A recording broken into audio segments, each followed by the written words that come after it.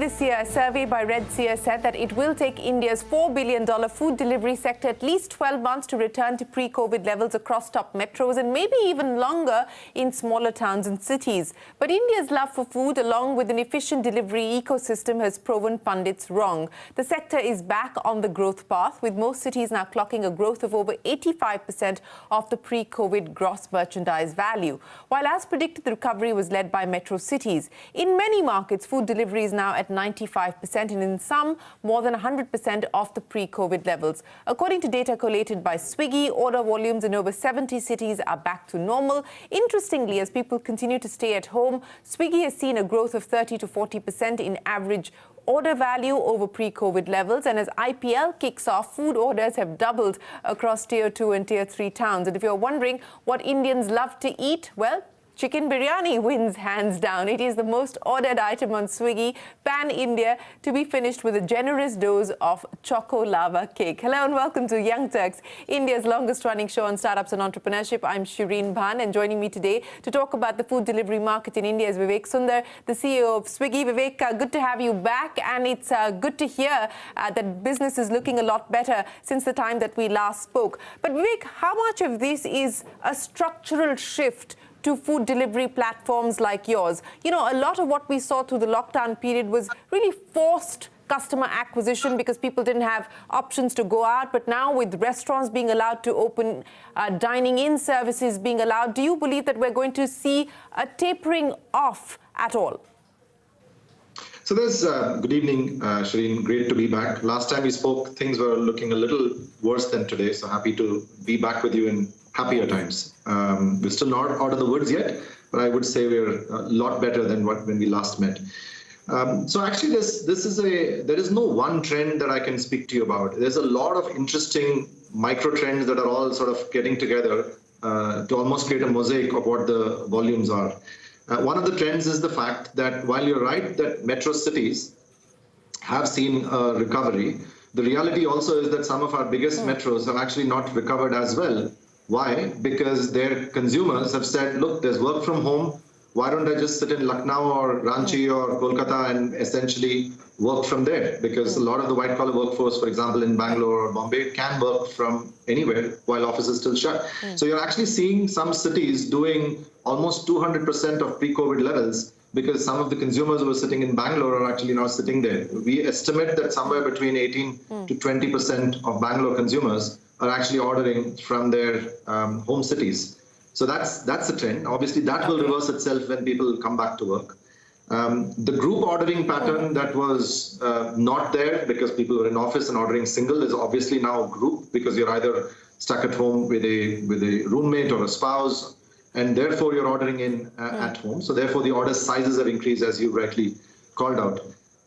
The other trend is that consumers have realized that food ordering is about the safest way to consume food. You can't, if you follow good practices of social distancing and contactless delivery and disposal and clean hand washing and stuff like that, food delivery as such does not have risks. Consumers have figured that out, and as a result, crores of people are placing orders. You would have seen the latest IPL campaign. We've actually talked about the crores of Indians who placed orders since the lockdown.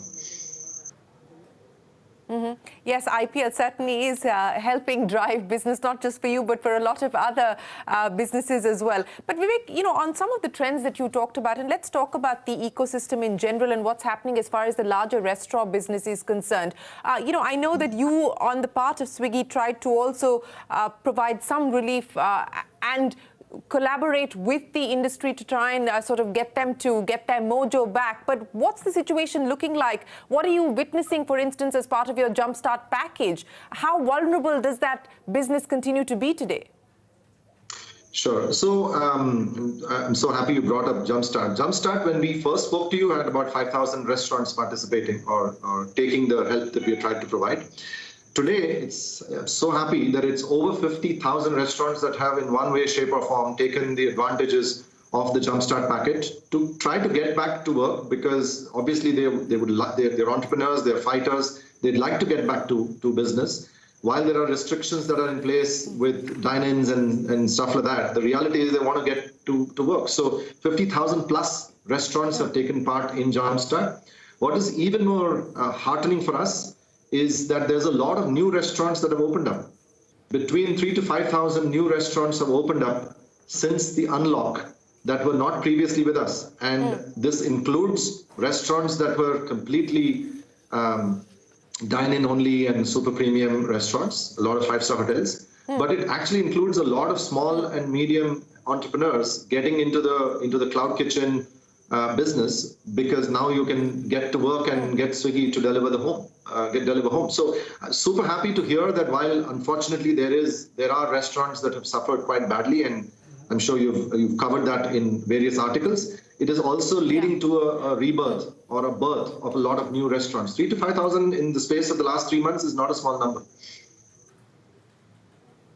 No, it is not a small number. In fact, we had a story play out just a short while ago talking about how amateur cooks have now decided to turn professional through the lockdown period and are logging onto platforms like yours, Dine Out, etc. Have you seen a big pickup on that side as well? So the answer is yes, but that tends to normally go very, very hyper local. So sort of in the colony, in the building, in the locality. And stuff like that. That tends to therefore play a lot more on WhatsApps and stuff like that. We do have a few young entrepreneurs who've just decided to kind of move from being home chef to being home professional chef. And that is a trend that we see, but that's not the overwhelming trend that we have seen as part of the 5,000. Okay, so Vivek, tell me, what is the situation now? Because when we last spoke, the good news through the lockdown period for each one of you was the fact that the burn rate had come down quite significantly because the customer acquisition cost had come down quite significantly. How is that playing out today? What is the current burn that you're working with? So the good news is that a lot of that goodness that came to us during the worst of the lockdown has continued on. Consumer behavior has shifted to far more sustainable business for us as an industry, and we are obviously part of that. This includes buying larger orders, which of course, as you know, for our business, the costs are sort of linked to the order. So as consumers buy larger orders, largely driven by placing more items on the cart, it does help the economics. It also helps that the need to advertise and the need to discount is much lesser today, because consumers realize that this is truly what it was intended to be, which is a service that reduces the friction of distance and the pain of actually having to go out and deal with traffic and everything else. So given that it's still serving that core purpose of getting hot cooked food home, I think consumers are willing to pay, and they're essentially getting very different levels of discounts and still willing to place orders. That crazy discounting period is thankfully over. So that again helps. So those are two big trends I think that have helped us, aside from the fact that generally the costs have also gone down for a lot of things. So crazy discounting over, costs are down. So what is the burn rate today? We're obviously a private company, so we won't talk about the figures, but safe to say that the glide path that we had put to get ourselves into positive territory from a unit economics as well as from an overall burn point of view is firmly on track. So we think we should basically be able to go and do all the cool things that we wanted to do with the capital that we have, which is invest into new company, into new ranges and new types of businesses. I'm sure you have seen how many more businesses Swiggy is into. All of that is good capital, and that's what the reduction in the burn rate has led to. We are able to basically do a lot of good things for the consumers, not just on the core food delivery business, but equally on newer businesses that I'm sure you've covered in other articles before.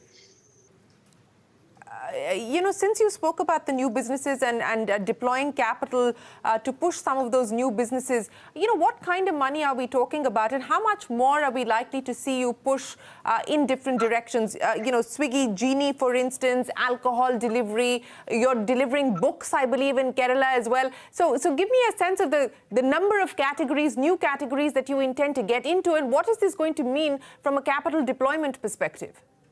Sure. Although the point about delivering books to people in Kerala or alcohol in Jharkhand or Genie in many of the metros, it looks all very disparate. It's all part of a larger sort of strategic whole, and I just wanted to sort of bring that to life. We believe we have three things that we need to focus on as part of the company's core strengths as we have, right? We think we understand the hyper-local needs and friction and frustrations of the urban consumer. So consumer understanding being one. Number two, we believe we have very strong understanding of hyper-local operations, last mile operations. And number three, we believe we have great technology, both in terms of the engineers and the product folks, but also the business people who know how to leverage the technology that we have. If you put these three things together and you say, okay, hyper-local, urban consumer understanding and technology, and then you say, okay, what can you solve with these three things? You'll find all of these things actually fit squarely into that. Alcohol, at the end of the day, it's a good case for, you saw what happened when the first phase of unlock was opened. The people weren't following social distancing norms. Yeah. So many state governments said, look, you know what, stay at home and we'll deliver it. And the distance isn't very high, but through a safe technology, where we are able to do age verification and everything else that alcohol demands, we were able to connect the consumer to the delivery partner and through our technology to their home and be able to do all the age verification and everything else. The same thing with books. In fact, books actually started off as a help that we were providing. And I can't forget the phone call that I got from this lady in Bengal. Actually, books didn't start in Kerala. Books started on literally the opposite end of the country. Obviously, something in common between Kerala and Bengal. But a school teacher said, we have my students and they are not able to come to school. I need you to get the books from the school to their homes, and parents are willing to pay for it. And we did that in 10 or 15 schools, and we said, hey, looks like books is a big thing to service. So through lockdown, we were doing it pretty much as an under-the-hood service. But now it's a little more formal with DC, as you know, in Kerala. Again, it has the same three things: technology, consumer need, and operations. So Vivek, are you talking to more state governments specifically as far as alcohol delivery is concerned? But the larger issue of, the kind of spends that will be required to push each of these new categories that you want to focus on, are you looking at more fundraising at this point in time? Actually, if we leverage the existing strengths that we have, which is the technology of understanding what the consumer wants, the actual on-the-ground fleet,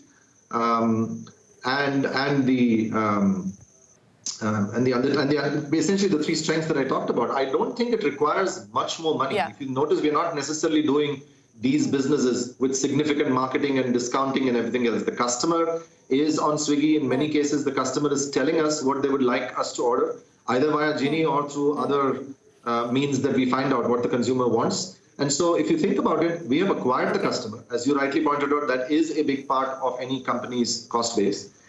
We are now leveraging that acquired customer, millions and millions of customers across 500 plus cities, to say, what else can we do for you, given that we know how to do stuff well with an app, with a delivery partner, and with the merchant ecosystem that's out there.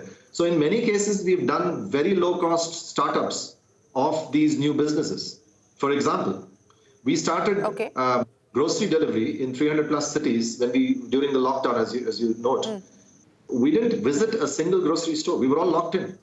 So we did all of that merchant acquisition, which normally costs money, time, energy, effort, digitally. And we trained them digitally. So I think the startup has, the COVID, as bad as it is, and as terrible as it is in terms of people who've lost their livelihoods and lives, has actually taught us that there is a lot of cost-efficient ways in which we can grow our business. So I don't think we are looking at these businesses as, oh my God, there's another cash drain out there. Far from it. They're all quite efficient businesses relative to the business that we started 6 years ago. Okay, so very quickly, we're running out of time. So, short answers, please. As far as IPO possibilities are concerned, your peer is looking at that option quite seriously. What about you? What's the plan like? No plans. You wanted a short answer. No plan at all? No plans for the foreseeable future. Okay, so no plan at all. Hiring delivery partners, what's the plan there? Big time hiring is on. In fact, we are running out of delivery partners for IPL, so we're ramping up delivery hiring as we speak. How many people are you going to be hiring? The numbers would be somewhere in the tens of thousands. I can't put a finger on it because we're still figuring out what the consumer response will be in the latter half of IPL. So based on that, it will definitely be in the tens of thousands, multiple tens of thousands. Okay, tens of thousands. You were talking about app and the app ecosystem. Both Swiggy and Zomato have got notices from Google for violating the Play Store norms. How are you dealing with this? And what do you make of this entire issue that's playing out with Google? Of course, the Indian startup world is now talking about developing an India app. What do you make of this?